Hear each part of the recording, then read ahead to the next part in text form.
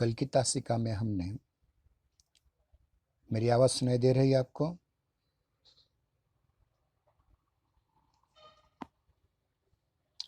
अंकिता जी, आवाज़ सुनाई दे रही है? ठीक है, ओके, आराम करते हैं। कल की तासिका में हमने भाषाई कौशल क्रमांक 2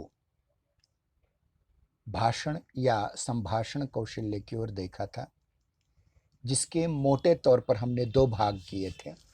एक है उच्चारण और दूसरा है मौखिक अभिव्यक्ति। उच्चारण का अर्थ से कोई संबंध नहीं है, परंतु मौखिक अभिव्यक्ति का अर्थ से सीधा संबंध है। फिर से एक बार मैं उच्चारण को पुनरावृत्त करूंगा। देखिए, उच्चारण करना किसी भी भाषा की ध्वनि व्यवस्था से संबंधित है। इसको अंग्रेजी में फोनेटिक्स कहा जाता है, जैसा कि आपको शायद माने सर ने प्रथम वर्ष में पढ़ाया होगा। फोनेटिक्स, जिसको हम ध्वनि विज्ञान कहते हैं।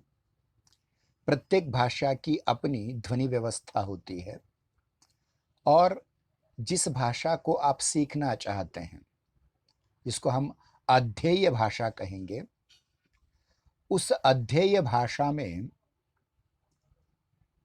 जो शब्द आते हैं उनका उच्चारण करना अत्यंत आवश्यक है और सही सही उच्चारण करना बहुत आवश्यक है। अगर आप भाषाई कौशल को अर्जित करना चाहते हैं, अगर आपका उच्चारण भाषण कौशल का एक प्रमुख अंग मान करके आ रहा है, तो आपको उच्चारण अर्जित करना पड़ेगा, सीखना पड़ेगा। अब ये सीखना कैसा है कि जिस भाषा को आप सीखना चाहते हैं, उस भाषा की ध्वनि व्यवस्था को पहले समझें और उसका सही सही उच्चारण करें।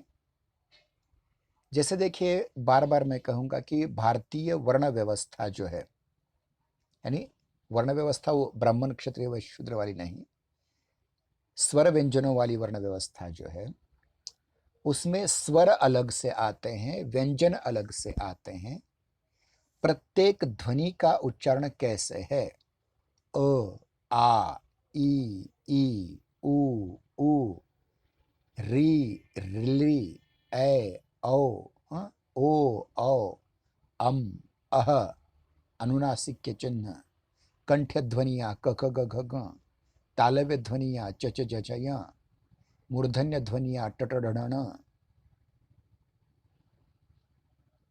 उसके उपरांत दंत्य ध्वनियाँ त त द ध न, औष्ठ ध्वनियाँ प प भ भ म, अंतस्थ ध्वनियाँ य र ल व श, औष्म ध्वनियाँ श श स ह। तो ये जो ध्वनियाँ हैं, इन ध्वनियों की व्यवस्था को आपको समझना पड़ेगा। अगर आप अंग्रेजी पढ़ रहे हैं तो आपको अंग्रेजी में ऐसी विशेषता नहीं है, स्वर और व्यंजन अलग अलग नहीं आते। ए स्वर है तो बी व्यंजन आ जाता है अलग से, तो वो उतनी वो वैज्ञानिक लिपि नहीं है जितनी कि देवनागरी लिपि और हमारी संस्कृत भाषा वैज्ञानिक है। ध्यान रहे, सबसे बड़ी अड़चन ये आ जाती है किसी भी नई भाषा का उच्चारण सीखते समय, हम जो पहले भाषा सीख चुके हैं, जैसे हमारी मातृभाषा है, उसका वदतो व्याघात दोष हमारी नई भाषा सीखने पर भी आ जाता है। अब वदतो व्याघात दोष क्या होता है? जैसे मैंने कल भी कहा था कि मराठी वाले ज्ञान कहते हैं, ज्ञानदेव कहते हैं, ज्ञानेश्वर कहते हैं, विज्ञान कहते हैं। ये हिंदी में नहीं चलेगा। हिंदी में इसका उच्चारण विज्ञान होगा, ज्ञानेश्वर होगा, ज्ञान होगा। तो ये जरूरी है। अब जैसे देखिए कि मराठी में एक बहुत बड़ी समस्या आ जाती है, वो ये समस्या है कि हम व्याकरण का आधार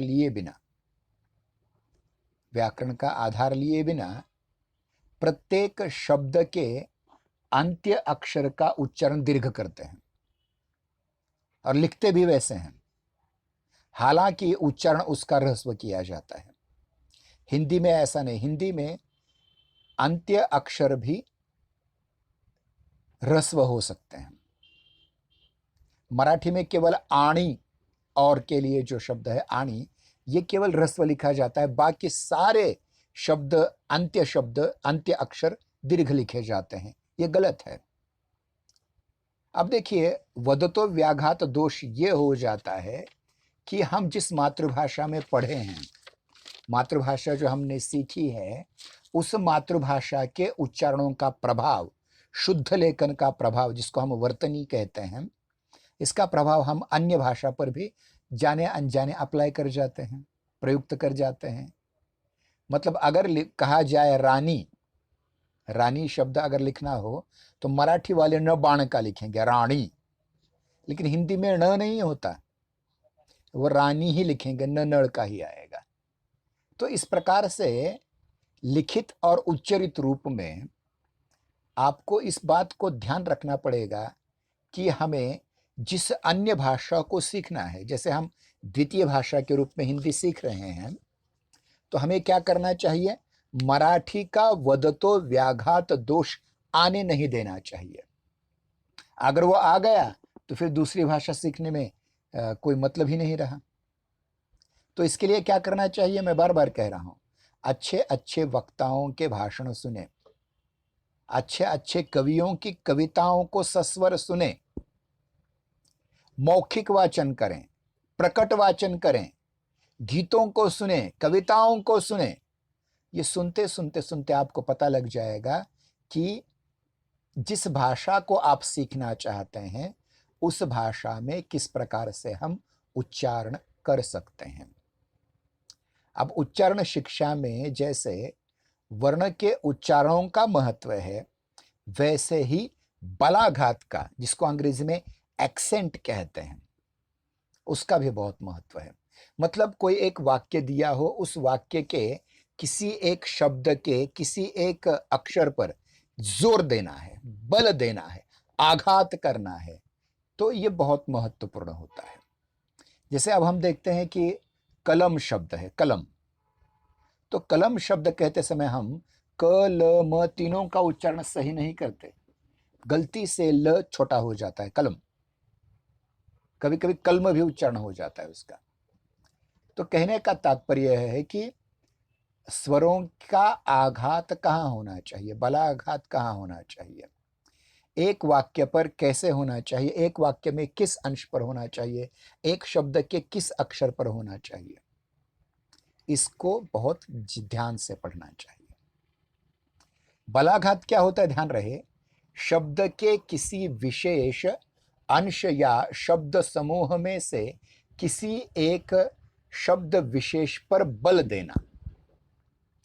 भाषा में बल का बहुत महत्व है, और इस बलाघात से आपको बहुत ताकत मिलेगी, बहुत अर्थवान आपकी भाषा हो जाएगी। अब ये कैसे करें, इसको समझने में पहली बात तो ये समझना है आपको कि जिस मातृभाषा को आपने आसानी से सीखा है, बहुत आसानी से सीखा है, उसकी जगह आपको क्या करना पड़ेगा?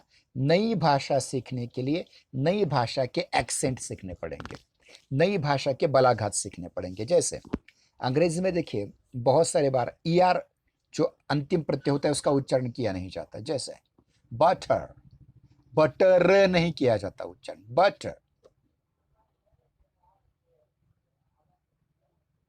साइकोलॉजी, अब साइकोलॉजी में पी की जरूरत नहीं पड़ेगी, साइकोलॉजी, कहां कौन सा अक्षर साइलेंट है उसको भी समझना पड़ेगा। मतलब किसी शब्द का अक्षर साइलेंट कर देना, ये उसके बलाघात को कम कर देना है या नष्ट कर देना है। स, स, अब ये सर है उच्चारण, परंतु अंग्रेजी में इसका उच्चारण स किया जाता है। हिंदी में भी राजनीति, उत्तर भारत में राजनीति नहीं कहा जाता, राजनीति कहते हैं। ये बहुत जरूरी है। अगर आप उत्तर प्रदेश बिहार में जाएं तो वहां मैं का उपयोग नहीं करते, वहां करते हैं हम। भोजपुरी में खास करके हम तो अब राजनीति में प्रवेश कर चुका हूं। तो क्या होगा, ये एसेंट बहुत जरूरी होते हैं। और ये एसेंट होते क्या, देखिए आप लिखित भाषा कोई भी लिखें, कैसे भी लिखें, लेकिन उसका उच्चरित रूप किसी विशिष्ट बोली से होता है। मराठी में देखिए, मराठवाड़ी बोली अलग है, खानदेशी बोली अलग है, कोंकणी बोली अलग है, पुणे की बोली अलग है। अगर आप पुणे की बोली बोलते जाएंगे तो उसमें अनुस्वार ज्यादा आएंगे, अनुनासिकत्व ज्यादा आएगा। हो चंपांतिवर थोड़ा सा तुम पवाड़ा हो, अपने आप उसका उच्चारण बनता जाएगा। वैसे हिंदी में बहुत सी बोलियां हैं, खड़ी बोली है, कन्नौजी है, ब्रजभाषा है, बुंदेली है, राजस्थानी है, मारवाड़ी है, मेवाती है, मालवी है, पहाड़ी हिंदी है, बिहारी हिंदी है, मगही है, मैथिली है, भोजपुरी है। तो ये सारी जो बोलियां हैं उसका उच्चारण पर कहीं ना कहीं प्रभाव आएगा। देखिए, अगर आप पंजाबी या हरियाणा के लोगों को सुनेंगे तो उनका हरियाणी उच्चारण अलग होगा, उनके बलाघात अलग होंगे। ये बहुत जरूरी है धीरे धीरे धीरे सीखते समय। और इसके लिए पहले क्या करना पड़ेगा, आपकी मातृभाषा जो पहले आपने सीखी है, मातृभाषा, उस मातृभाषा की वदतो व्याघात दोष को पहले बंद करना पड़ेगा, समाप्त करना पड़ेगा, तभी आप अन्य भाषा में सीख सकेंगे, पढ़ सकेंगे। ध्यान रखिए, आप हिंदी अन्य अध्यापकों से भी सुनते होंगे, लेकिन मेरी हिंदी थोड़ी सी अलग है, क्योंकि बचपन से मैं हिंदी भाषी लोगों में रहा हूं। तो प्रभाव क्या हो जाता है उसका कि हम अधिक अच्छी तरह से प्रयोग कर सकते हैं, हम अधिक अच्छे प्रयोग से अच्छी तरह से उसको समझ सकते हैं। अब उसके बाद देखिए, बलाघात के बाद आती है विवृत्ति। विवृत्ति का मतलब क्या होता है कि स्वरों, व्यंजनों और बलाघातों, स्वराघातों को ठीक ठीक समझना। ये स्वर हैं, ये व्यंजन है, ये बलाघात है, ये स्वराघात है। ये ठीक ठाक अगर आप समझेंगे तो ही आपको ठीक ठाक रीति से उच्चारण करने आएंगे। जैसे उदाहरणार्थ एक शब्द है खिलाना, किसी बच्चों को हम खिलाते हैं, खाना खिलाते हैं, तो इसमें खिला और आना ये अलग अलग दो शब्द हैं। खिला, आना, तो ये जो इन दोनों को जोड़कर दो अलग अलग विवृत्तियां हो जाती हैं। इसको पदबंध भी कहा जाता है। और ये पदबंध वाक्य के स्तर पर भी होता है, शब्द के स्तर पर भी होता है। तो ये बहुत जरूरी है कि ये इसका अभ्यास हो, मतलब ये सीमा रेखा स्पष्ट हो कि कहाँ स्वर हैं, कहाँ व्यंजन है, और आगे चल करके कहाँ किस प्रकार से उसके स्वराघात या बलाघात को आप समझ पा रहे हैं या नहीं समझ पा रहे हैं। तो ये विवृत्ति भी जरूरी है। तीसरी चीज है उच्चारण में अनुतान। एक ही शब्द को, यानी अगर ये कहें कि चढ़ाव उतार किया जाए, जैसे संगीत में देखिए सारे ग म प ध नि, ये चढ़ाव है, नि स ग म प ध नि सा, ये उतार है। वैसे बढ़ाते जाना, उसकी अनुतान बढ़ाना, मतलब तान देना उसे, आ ओ हे, ये सारी चीजें बहुत जरूरी हैं, परिचायक हैं और बहुत ही महत्वपूर्ण बातें हैं। तो आपको ये जरूरी है उच्चारण सीखने में, पहले जिस भाषा को आप सीखना चाहते हैं उसकी ध्वनि व्यवस्था को समझें, उसके उच्चारणों को समझें, फिर उसके बाद बलाघातों को समझें, विवृत्ति को समझें और अनुतान को समझें। फिर से कह रहा हूं, स्वरों मतलब ध्वनि व्यवस्था को समझें, ध्वनि व्यवस्था के बाद बलाघात को किस अक्षर पर जोर देना है इसको समझें, स्वर, व्यंजन, स्वराघात, बलाघात के अंतर को समझें, वो विवृत्ति है। और अनुतान मतलब किसी एक अक्षर को कितना लंबा बनाना है, उसका आरोह अवरोह कितना अधिक करना है, उसकी आवाज को कैसे ले जाना है, ये अनुतान है। ये हुआ हमारा पहला भाग, भाषण कौशल का। दूसरा भाग आता है मौखिक अभिव्यक्ति। अब तक जो पढ़ा उसमें अर्थ का कोई विधान नहीं है, लेकिन अब जो है अर्थ का विधान आ जाता है। अब अर्थ के विधान में आपको क्या समझना है, ध्यान रहे, क्या समझना है आपको? अर्थ के विधान में यह समझना है कि शब्द और अर्थ की संरचना कैसे होती है, शब्द कैसे बनते हैं, अर्थ कैसे बनते हैं, और अर्थ और शब्दों में क्या संबंध होता है, व्याकरण का क्या संबंध होता है। अपना शब्द भंडार अगर आपको बढ़ाना है तो दो प्रकार की शब्दावली आ जाती है। सक्रिय शब्दावली जो बार बार दैनंदिन जीवन में प्रयुक्त होती है, वो सक्रिय शब्दावली, और जो नहीं होती उसको निष्क्रिय शब्दावली कहते हैं। तो निष्क्रिय शब्दों को भी ज्यादा से ज्यादा प्रयुक्त करें ताकि वो सक्रिय शब्द बन जाएं। तो क्या करना है आपको कि उच्चारण, बलाघात, स्वराघात, विवृत्ति, अनुतान के बाद शब्द की शाब्दिक रचना, आर्थी रचना और व्याकरणिक संरचना समझनी है। किसी भी शब्द, आप समझिए मेरा नाम विनोद है, तो विनोद ही इस शब्द में नुद धातु को आंग प्रत्यय और वी उपसर्ग करने के बाद विनोद शब्द की व्युत्पत्ति होती है। यह व्याकरणिक व्युत्पत्ति है। तो वी उपसर्ग का अर्थ क्या होता है, नुद धातु का अर्थ क्या होता है, आंग प्रत्यय का अर्थ क्या होता है, इसको थोड़ा सा डिटेल में और अधिक समझने की कोशिश करनी जरूरी है। तो अर्थ शिक्षण समझना पड़ेगा। और ध्यान रहे, अर्थ भी शब्दकोशगत अर्थ समझना इतना पर्याप्त नहीं है, लोक जीवन में व्याप्त अर्थों को समझना भी जरूरी है। मतलब शाब्दिक जो मूल अर्थ होते हैं और शब्द छायागत अर्थ। देखिए, समझिए, अगर किसी ने कह दिया कि आजकल रास्ते पे बहुत सारे गधे दिख रहे हैं, हालांकि सारे मनुष्य हैं, लेकिन गधे दिख रहे हैं, इसका अर्थ क्या है? गधा मतलब वो चौपाया हुआ पाया प्राणी नहीं है, अपितु गधी की बुद्धि जैसे मूर्ख लोग जो मास्क नहीं लगा रहे हैं, जो सैनिटाइजर नहीं लगा रहे हैं, जो सोशल डिस्टेंसिंग का पालन नहीं कर रहे हैं। तो ये स्थिति हो जाती है कि प्रत्येक शब्द के मूल अर्थ के साथ साथ उसकी आर्थिक छाया को भी हम समझने का प्रयास करें। और उसके बाद मतलब एक ही शब्द की कई अर्थ छटाएं हो सकती हैं, और एक ही अर्थ के अनेक शब्द हो सकते हैं। जैसे सूर्य, सूर्य के लिए कितने शब्द हैं? सूर्य है, मित्र है, इंद्र है, यानी बहुत सारे शब्द है। हिरण्यगर्भ है। पृथ्वी के लिए बहुत सारे शब्द है, धरा है, धरती है, वसुंधरा है। मतलब कौन सा शब्द किस अर्थ की अभिव्यक्ति करेगा, ये बोलने वाला और सुनने वाले के ज्ञान पर आधारित है। तो ये जरूरी है आपको कि आप किस प्रकार के विशिष्ट शाब्दिक रचना के अर्थों को किस मकसद से प्रयुक्त करते हैं। और कभी कभी क्या होता है कि एक शब्द जो होता है एक ध्वनि समूह होता है। सार्थक शब्द क्या होता है?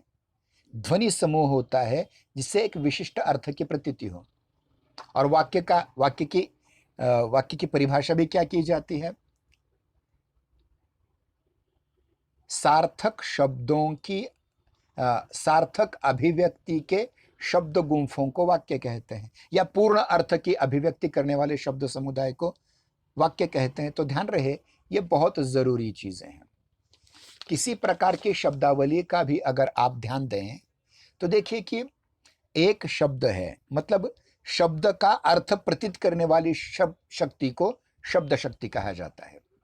और ये तीन प्रकार की होती हैं: अभिधा, लक्षणा और व्यंजना। अभिधा से केवल शाब्दिक अर्थ प्रकट होता है, जो शब्दकोशगत अर्थ है, डिक्शनरी मीनिंग है।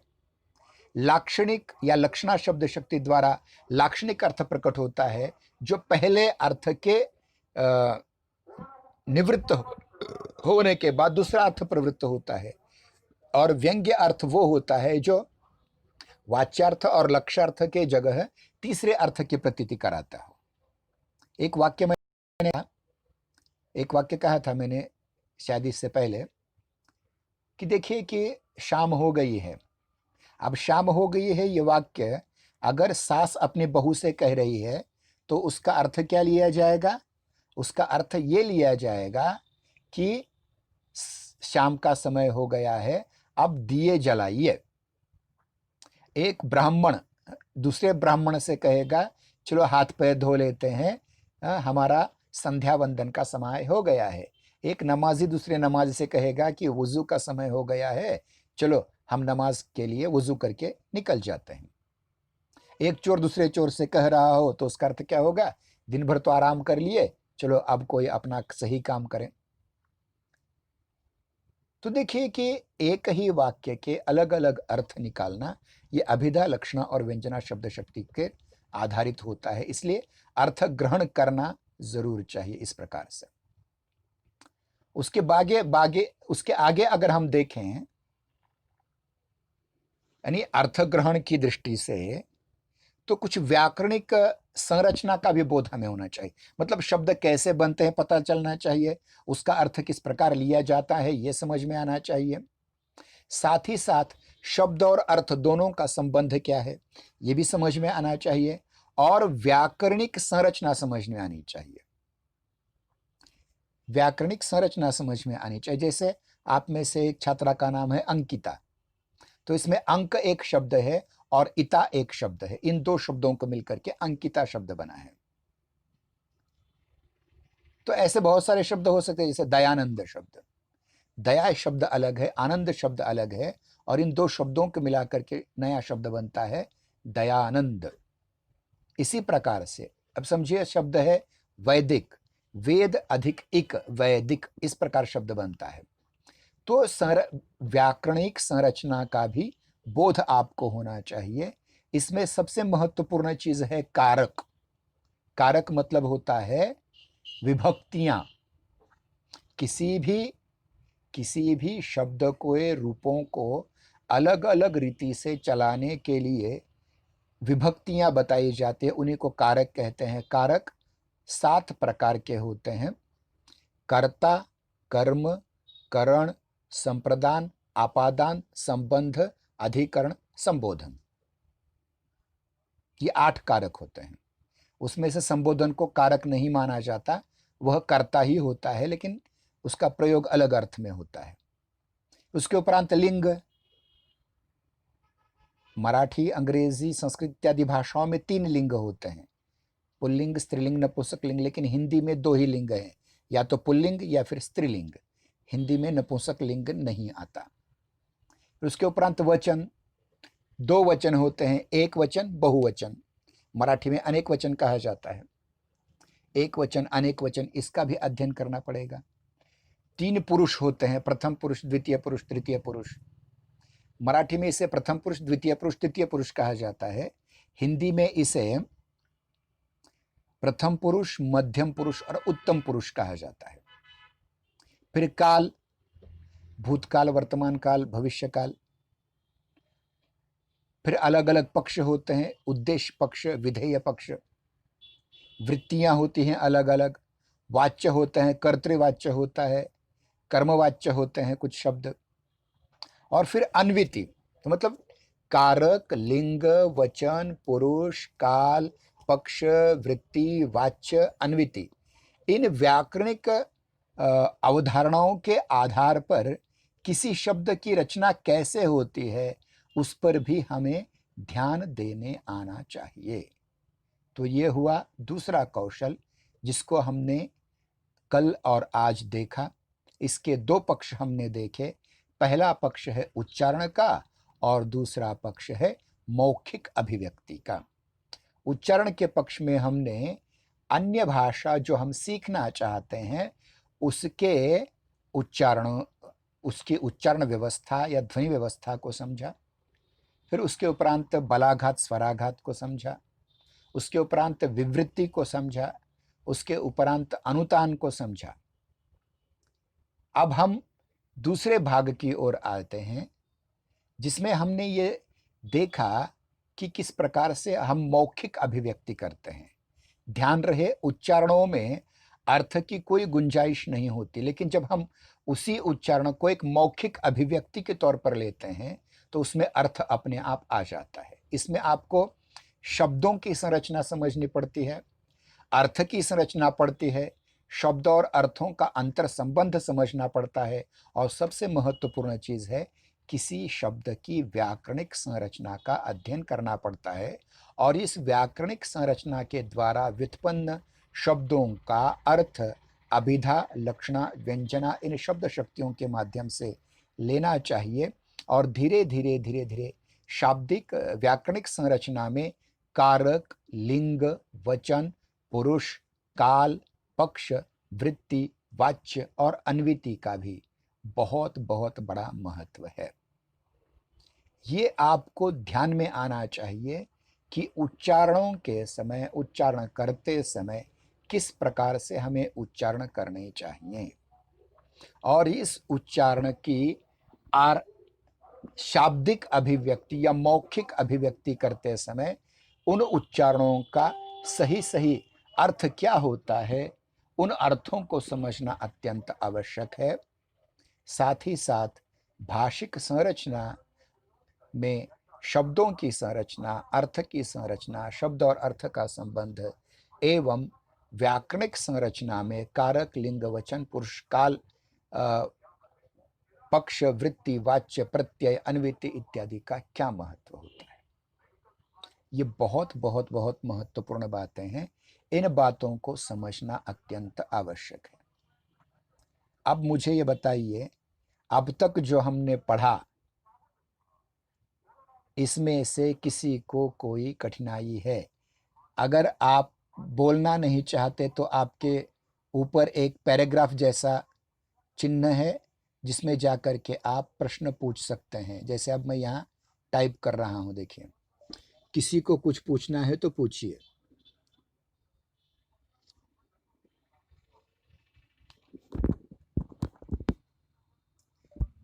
किसी को कुछ पूछना है तो पूछिए। शायद काम नहीं दे रहा है। प्रश्न पूछें, ठीक है।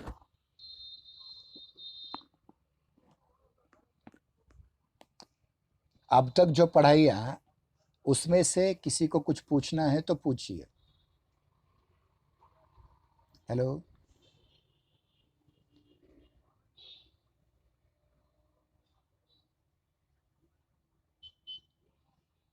हेलो, जरा हाँ बोलिए।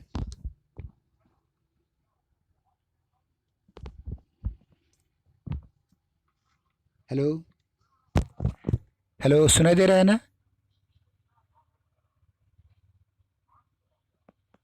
हेलो, आप कमेंट बॉक्स में लिख सकते हैं।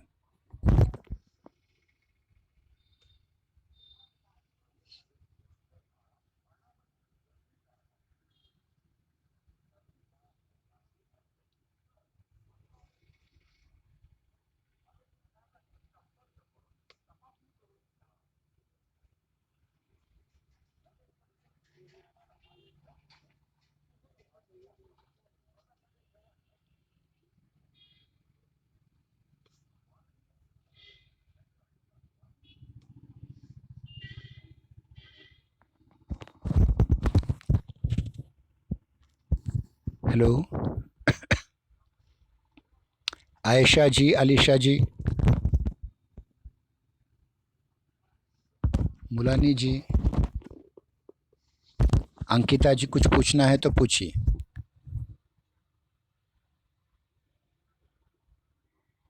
आवाज सुनाई दे रहे हैं ना?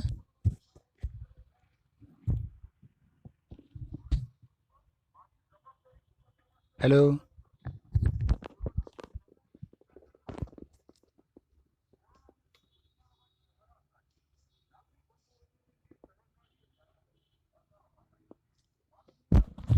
ठीक है। तो कल की तासिका में हम आगे चलकर वाचन कौशल और लेखन कौशल पर चर्चा करेंगे, जिसको हम reading skills and writing skills की ओर देखने का प्रयास करेंगे। धीरे धीरे आपको ये बातें पता चल जाएंगी। ठीक है, रुकते हैं। आज यहाँ लगभग आधा घंटा हो चुका है। शायद आपको कुछ पूछना नहीं है, ऐसा मान करके आज हम यहाँ रुकते हैं। कल वाचन कौशल और लेखन कौशल की ओर अधिक विस्तार से चर्चा करने की कोशिश करेंगे। ठीक है, धन्यवाद।